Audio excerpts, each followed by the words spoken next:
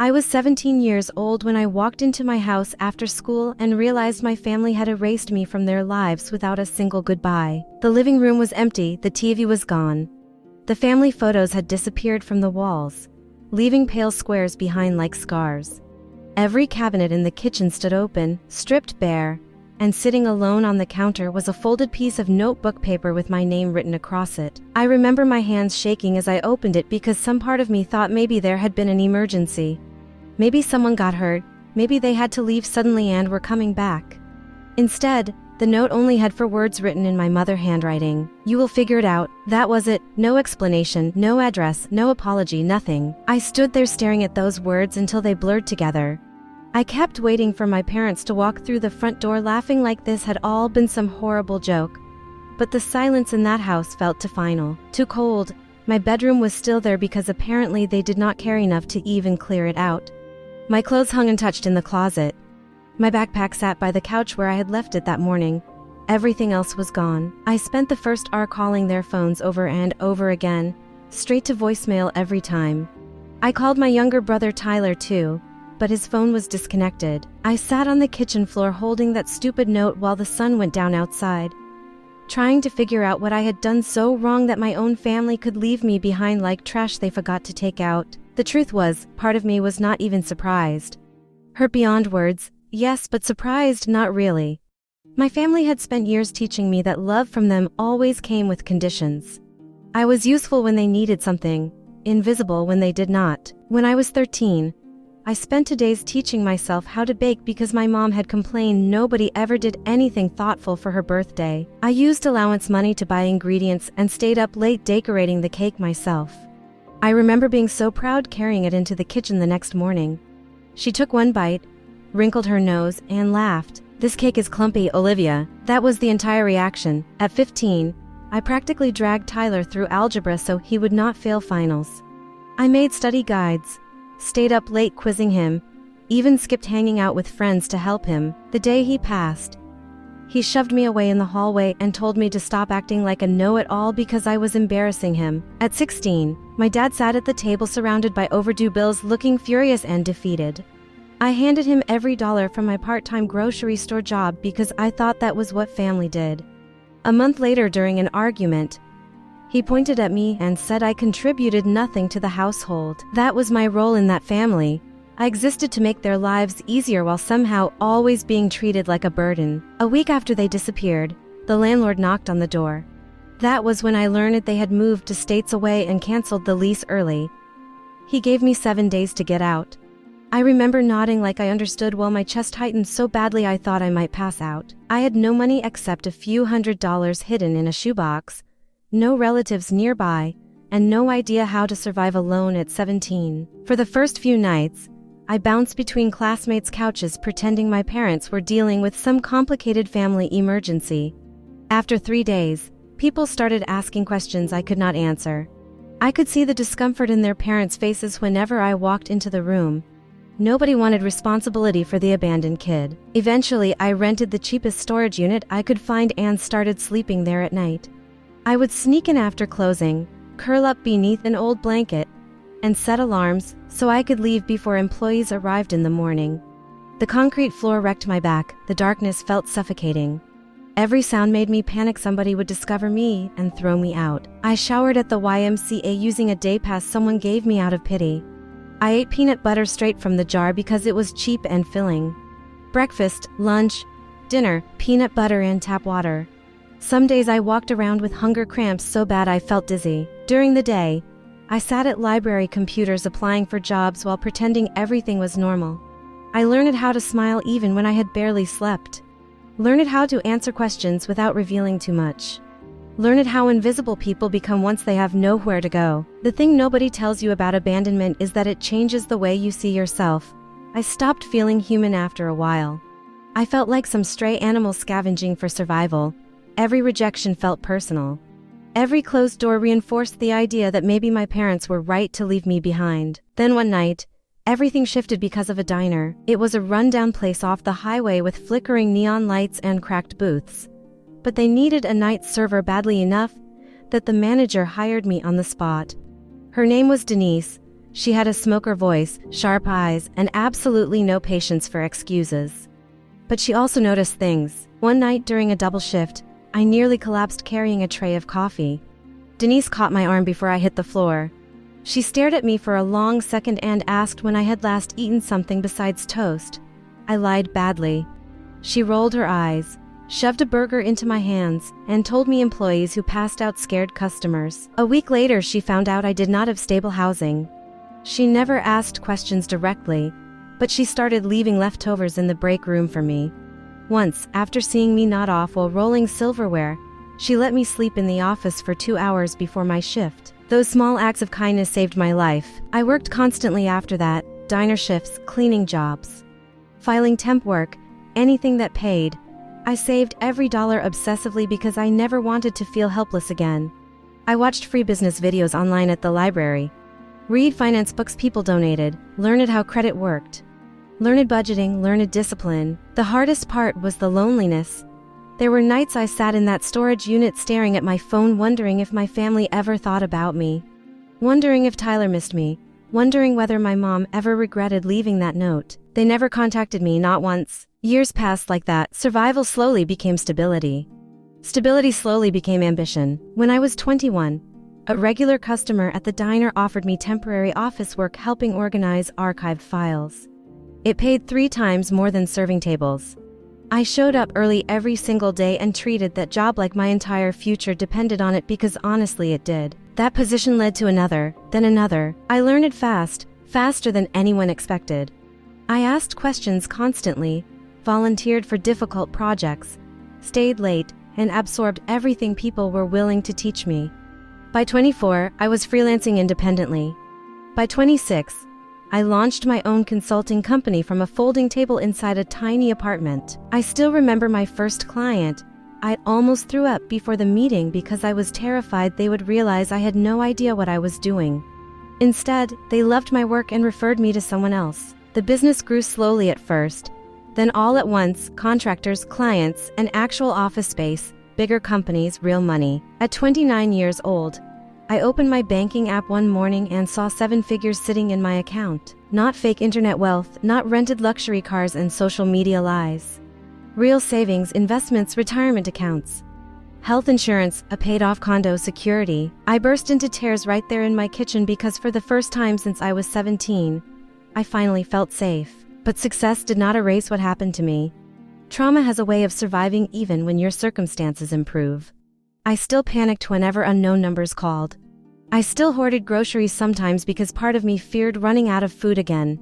I still had nightmares about walking into empty rooms. That was why I started therapy. My therapist, Claire, once asked me something that completely wrecked me. She asked if I had ever allowed myself to grieve my family. Not hate them, grieve them. Because the truth was, I never really hated my parents. Hate would have been easier. What I felt was heartbreak. Deep, humiliating heartbreak that never fully healed. Last year, I agreed to appear on a podcast about family estrangement and survival. I talked openly about homelessness, abandonment, trauma, and rebuilding my life from nothing. I expected maybe a few thousand people to hear it. Instead, the interview exploded online. Millions of views in less than a week. Suddenly, strangers were messaging me saying my story sounded exactly like theirs. People thanked me for putting words to pain they had carried for years. Some messages made me cry so hard I had to step away from my phone. Then one email changed everything. The subject line read, "You are still our daughter." My stomach dropped the second I saw my mother's name. I stared at the screen for nearly an hour before opening it. The message itself was strangely formal. No apology, no accountability. Just vague statements about hearing my side and maybe reconnecting someday. 2 hours later, another email arrived from Tyler. "We miss you, can we fix this?" That one hurt more somehow. I did not respond immediately. Claire advised me to wait at least a week before making any decisions because emotions that intense could cloud judgment. So I tried to distract myself with work, workouts, dinners with friends, anything to stop obsessing over those messages. It did not work. I reread those emails constantly. My mother message felt cold and calculated. Tyler message felt softer, more genuine, but I could not stop asking myself one question. Why now? After 10 days, curiosity finally won. I replied to Tyler with one sentence. What changed? His response came less than an hour later. He claimed hearing the podcast made him realize how wrong everything had been. He said he had only been 15 when our parents left me behind and did not understand the full truth.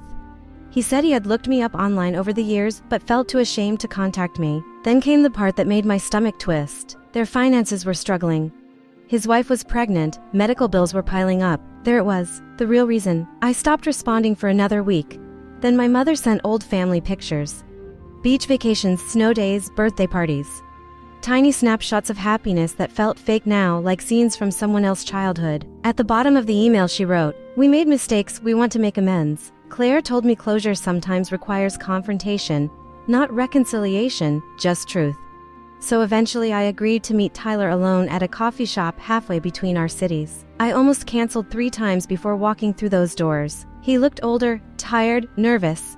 We sat across from each other, awkwardly clutching coffee cups like strangers forced into conversation. For 20 minutes we talked about absolutely nothing, weather, traffic, work. Then finally he looked at me with tears in his eyes and apologized. "Olivia, I'm sorry, I really am." I asked him the question that haunted me for 12 years. Why was I the one they left behind? His answer shattered me in a completely different way than I expected. "They thought you were strong enough to survive on your own." I actually laughed when he said it because it sounded insane. Strong enough, I told him about the storage unit. The peanut butter meals. The nights I cried myself to sleep terrified somebody would attack me while I slept alone. Tyler's face completely fell apart. He swore our parents told him I chose to stay behind. Said they claimed I was moving in with friends and wanted independence. Every word had been a lie. By the end of that meeting, I felt emotionally exhausted. Tyler seemed sincere, but sincerity did not erase 12 years of silence. He hugged me goodbye. I stood there stiffly with my arms at my sides because my body still did not trust him enough to hug back. That night my mother called me. I never gave her my number, which meant Tyler had. The second I heard her voice, every nerve in my body tightened. She cried immediately. Started talking about how proud she was of me, how special I had always been, how she knew I would succeed. Then I asked her the same question. "Why did you leave me?" Her answer changed everything. "We were drowning financially. We thought you were smart enough to figure things out. We assumed social services would place you somewhere better." I hung up on her, not because I was angry anymore, because I finally understood something horrifying. My parents genuinely believed abandoning me was reasonable. The next morning my father emailed me for the first time in 12 years.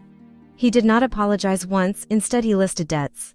Medical bills, housing problems, financial struggles. At the end, he asked if I could help the family financially. I forwarded the email to Claire with the subject line, "There it is." After that, things spiraled fast. Tyler initially respected my boundaries when I told him I would not give anyone money.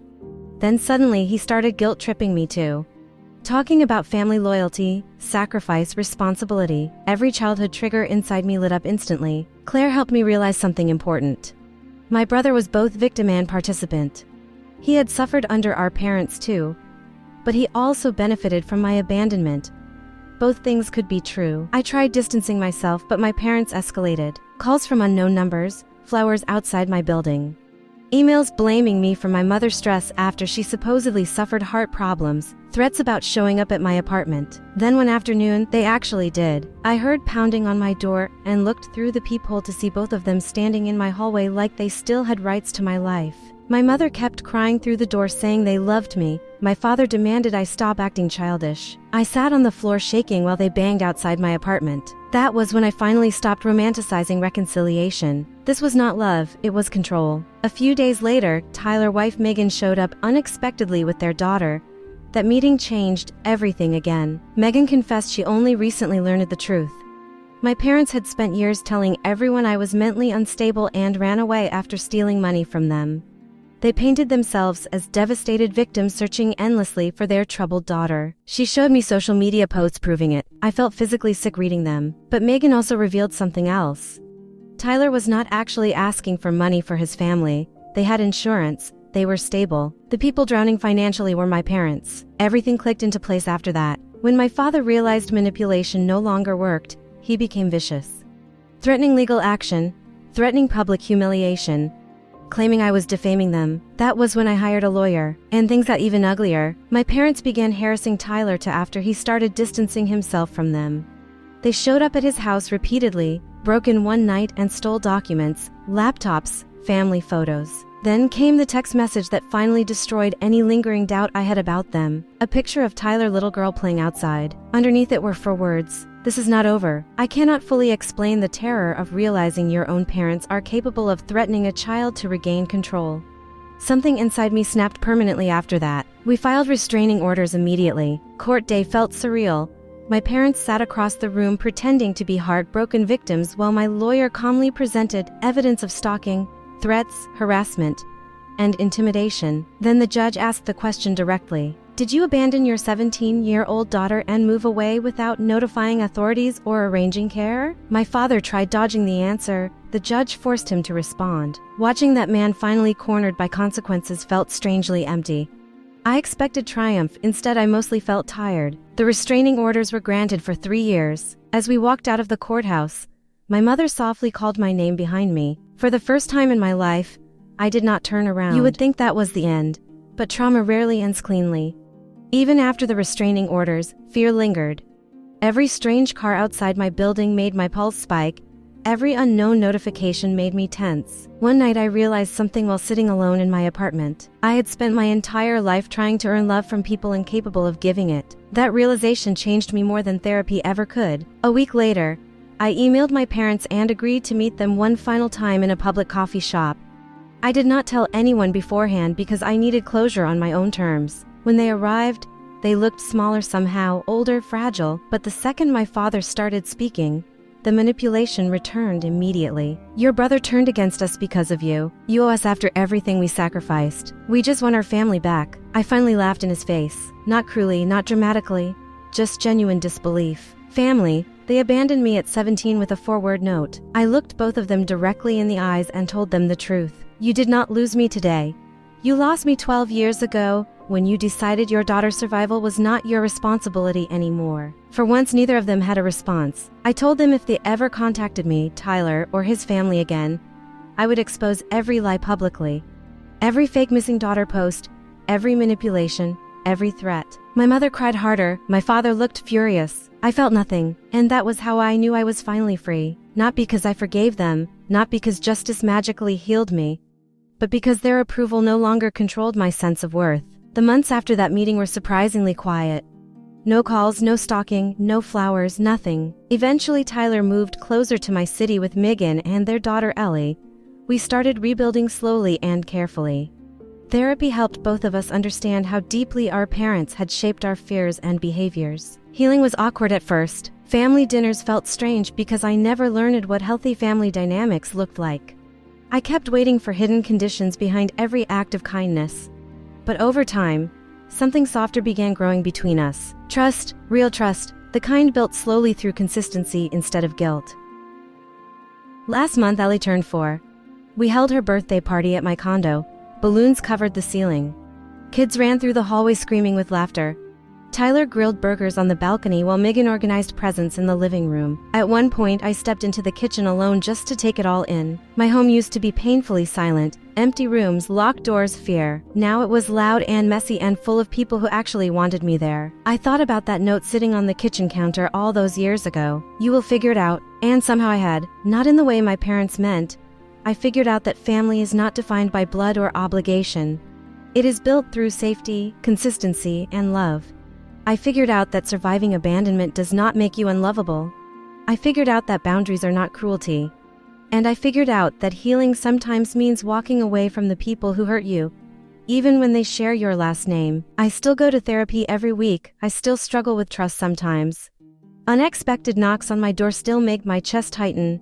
Some wounds never disappear completely, but I am not that terrified 17-year-old girl sleeping in a storage unit anymore. I built a life from nothing. I built safety. I built peace. And most importantly, I built a family that chose me back.